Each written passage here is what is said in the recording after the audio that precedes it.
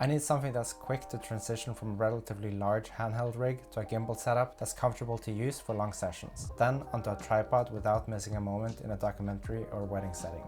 With this rig, I think I've achieved just that.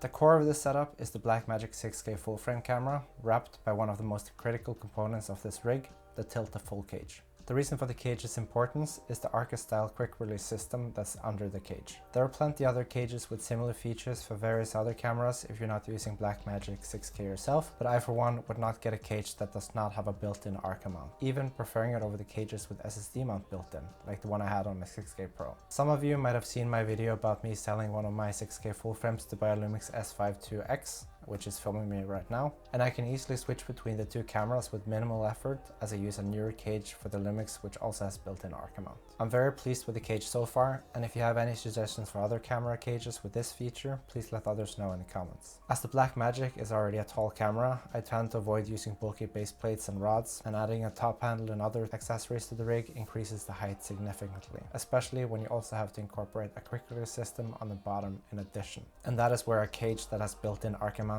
really shines. For the times that I'm using a travel tripod from brands like Peak Design or Nisi, I tend to just have the camera without a rig, as it slides nicely into the cage using the Arca Swiss mount. 99% of the time, however, I use this very minimal V-mount plate from SmallRig that connects directly to the cage using the Arca mount, eliminating the need for a base plate or rod system for my use. While newer offers a similar plate that works well, I found that the SmallRig plate fits my workflow better. In Norway, the V-mount plate costs over $140 and is rarely in stock. However, SmallRig sells them themselves for much less, and I've included links in the description below. I purchased mine from SmallRig's store on Aliexpress, and even though my first unit was received with the faulty security of the V-mount battery, I was quickly sent a replacement, and I've since used the product a lot and I really love it. You just slide the camera into the plate, tighten it, and you've already got a solid build. If I want to be really lightweight and skip a monitor, I adjust the V-mount plate with this built-in extension rod and get a full view of the monitor from above. However, the battery solution still blocks the screen if you need to tilt the screen downwards, which is to be expected. Most of the time though, I still use a monitor, where my choice is the Portkeys LH5P. It's a 7-inch display with 1000 nits of brightness, lightweight design, plenty of anamorphic D-squeeze options, and most important of all, possible for Blackmagic camera control. Portkeys recently also changed their operating system, and it has now significantly improved the usability of the display and beats all other monitors that I've tried so far. As for monitor mounts, I use this incredibly flexible SmallRig mount with RE locating pins that attaches straight to the Tilta cage. The mount is easy to tighten and loosen, and even though it requires you to use two hands at times, it allows you to quickly change the viewing angle without the fear of the mount unscrewing itself from the cage. Sometimes I even end up using the ball head as a top handle, but do that at your own risk if you're going to do the same. The bulkiness of a thick HDMI cable running from the monitor to the camera has also often bothered me quite a lot. And if you want to protect the HDMI port of the camera, you also need a HDMI 90-degree adapter, which often makes it difficult to reach other ports of the camera. To combat this, I recently picked up this flat angled HDMI cable adapter, which hopefully can replace the need of the HDMI bracket. I've barely tested the cable so far, but it doesn't seem to run hot, nor has it failed me yet, so fingers crossed that it was a good purchase. As neither the Blackmagic 6K nor the Lumix S5 IIX has built-in ND filters, I use this Meike PL-L adapter, which has built-in slot for variable ND filters. This makes adjusting the brightness incredibly easy when I need to use my lovely Blazar Remus PL mounted lenses, which I have a whole other video about. When I need to use EF or M or L mounted lenses, I have some very easy to use screw-on filters from both Freewell and Nisi that I'll make a separate video on later, as this video is already running quite long.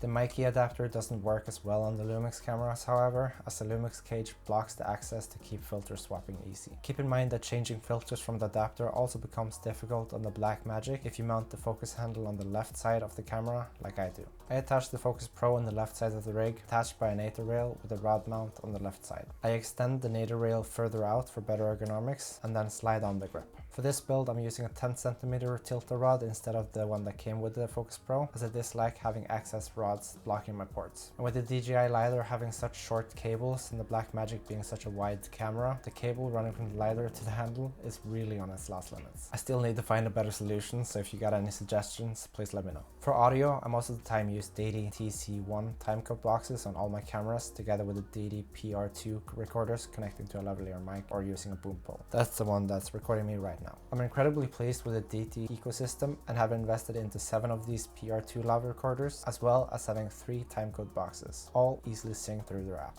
I think I'll soon have a better audio solution to get audio with 32-bit flow, timecode, as well as redundancy recording, but to see if it works as well as I hope, I first need access to a 3D printer. After some quick cable management using these cable organizers that slot easily into the cage, the messy cables becomes just a little bit more manageable.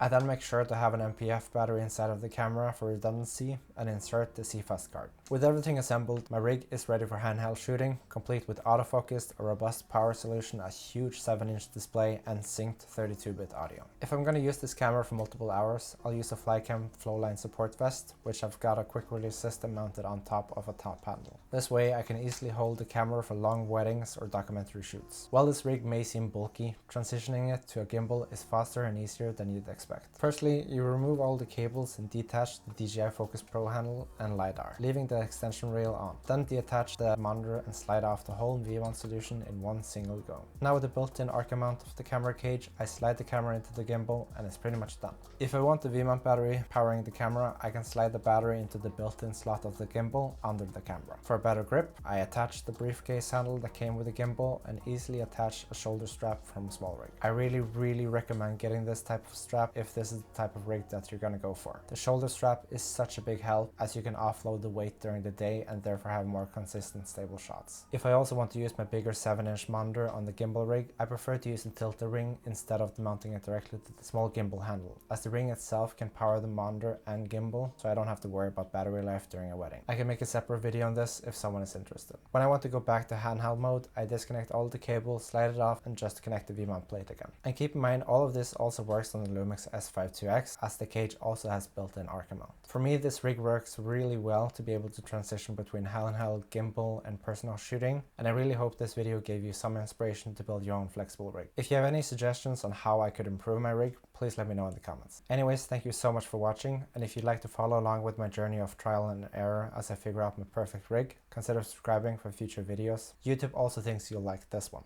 Have a good one.